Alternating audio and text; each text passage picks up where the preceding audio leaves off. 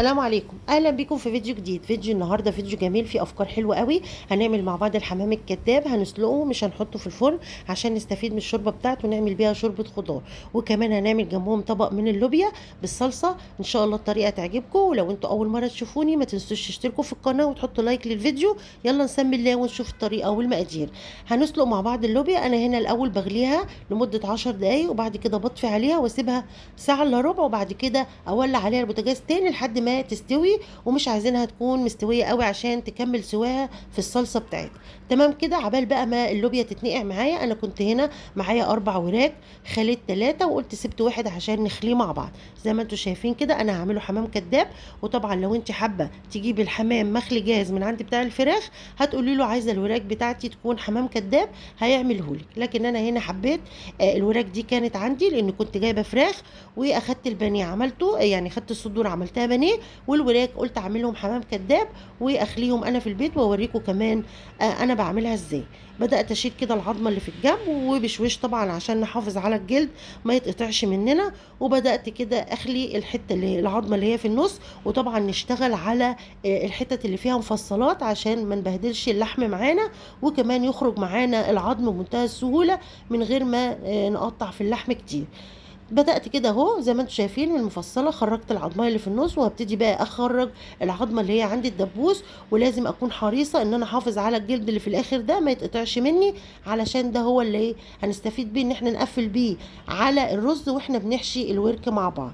تمام كده، هبتدي اخرج اهو وابتدي كده اكحت بالسكينه اللحم، افصله كده عن العظم. وبعد كده بشيل الحته كده زي ما انتم شايفين، واخلي الحته الصغيره اللي جوه دي عشان دي اللي هي هتبقى الشكل بتاع راس الحمامه كده زي ما ما بنشوف الفيديوهات الحمام الكداب. تمام كده خلاص خليته زي ما انتم شايفين بيبقى معايا بالشكل الجميل ده.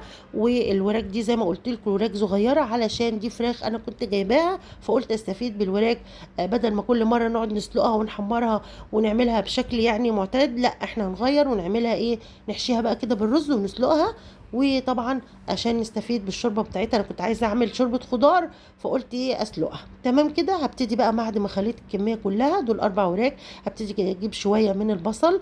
البصل ده انا فرزراه زي ما بقول لكم دايما في كل فيديوهاتي، بستفيد بالبصل، اخد الميه بتاعته اتبل بيها البانيه، والتفل بشيله استفيد بيه في وصفات تانية. بدات احط شويه من البصل وعليهم شويه ملح وفلفل، واتبل الوراك بتاعتي او الحمام الكداب كده.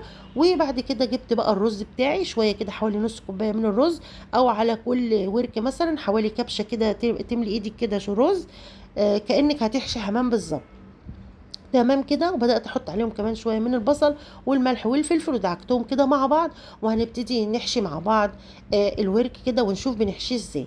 هنبتدي كده نفتحه ونبتدي نضيف الرز، وطبعا ما نضغطش قوي وما نزودش رز. طبعا انتوا عارفين الرز ما يستوي بينفش.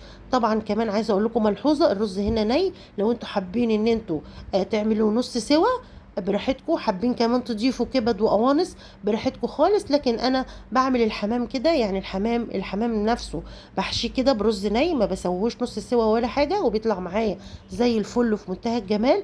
وكمان الحمام الكداب زي ما انتم شايفين عملته بالرز ني، يا دوب بس تبلته بملح وفلفل والبصلايه، وبدات اخيط. لو انتم حابين ان انتم ما تخيطوش بالخيط والابره ولا حاجه وتقفلوه بخله السنان براحتكم خالص، لكن انا بوريكم الفكره دي سهله. وكمان اضمن ان انت الورك يفضل زي ما هو وما يتفتحش منك، يعني رغم ان انا اتفتح معايا 2، بس عايزه اقول لك ان الشكل بيبقى احسن. وطبعا الفتله بتطلع بمنتهى السهوله، يعني ما بتاثرش ولا حاجه.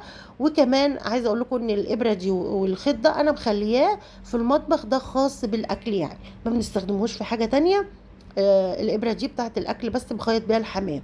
تمام كده خلاص انا خلصت كل كميه وحشيتها وخيطتها زي ما انتم شايفين. هبتدي اجيب بقى الميه المغليه بتاعتي وحطيت فيها ورق لورا وبصل وجزر وتبلتها كويس قوي وماجي، ونزلت بقى بالحمام الكداب عشان يتسلق معايا وما بياخدش معايا وقت خالص. يا دوب هما من 35 دقيقه ل 40 دقيقه عشان ما يتهريش معانا ويتفتح كمان. وخرج معايا بالشكل اللي انتوا شايفينه ده. هي دي بس كده، وواحده كمان اتفتحوا بس ما اتفتحوش قوي يعني، ما تقلقوش انا هحمرهم وهتشوفوهم عاملين ازاي. تمام كده، هبتدي اخد بقى الشوربه بتاعتي كده واصفيها علشان اعمل شويه شوربه خضار. انا هنا مش عايزه الشوربه بتاعتي تكون دسمه ولا حاجه، فهستفيد بالشوربه بس كده. وانزل بقى ايه، عندي هنا شويه من الفاصوليا والكوسه والجزر، بدات انزل بيهم في الشوربه وملحتها، وبدات اضيف لها كده نص مكعب كده من الماجي. وهبتدي اسيبها بقى لما تستوي عبال ما اعمل اللوبيا بتاعتي. هنعمل اللوبيا بتاعتنا بقى، طبعا احنا سويناها نص سوا، بعد بقى ما سيبناها تتنقع في الميه المغليه ساعه الا ربع، بدانا نولع عليها النار وسيبناها تستوي كده حوالي 3 ارباع سوا علشان تكمل سواها في الصلصه. جبنا بقى كده معلقتين من السمنه ونزلنا عليهم ببصلايه صغيره ومعلقه من هريسه الشطه الحمراء، وبعد كده هننزل عليهم بنص معلقه من الصلصه، وننزل بنص مكعب من مرقه الخضار، ونتبل الحاجات دي معانا بقى بالملح والفلفل كده ونظبطها. وبعد كده نضيف لها الطماطم بتاعتنا المعصوره اللي احنا ايه هنعمل بيها التسبيكه بتاعتنا بتاعت اللوبيا. تمام كده، هنسيبها لما تتسبك خالص، وبعد كده هنبتدي ننزل باللوبيا بتاعتنا طبعا بعد ما تكون استوت زي ما احنا عارفين نص سوا. خلاص كده الصلصه استوت معايا، ابتدي اضيف بقى اللوبيا، ولو عندي بقى شويه كده من الشوربه او ميه ابتدي اضيف علشان اخلي كده اللوبيا ايه تستوي براحتها، ويبقى فيه شويه من السائل علشان اللوبيا تستوي كويس مع الصلصه وتكمل كمان سواها وتاخد من طعم القوطه كده وتبقى ايه متبله حلو. خلاص كده شوربه الخضار بتاعتي استوت زي ما انتم شايفين. هبتدي بقى ادوق كده اشوفها متملحه كويس، وادوق كمان الخضار استوى ولا لا. الحمد لله كله استوى. وهنا حمرنا الحمام الكداب بتاعنا زي ما انتم شايفين، وعملنا كمان الحلو. واشوفكم على خير فيديوهات جايه كتير. مع السلامه.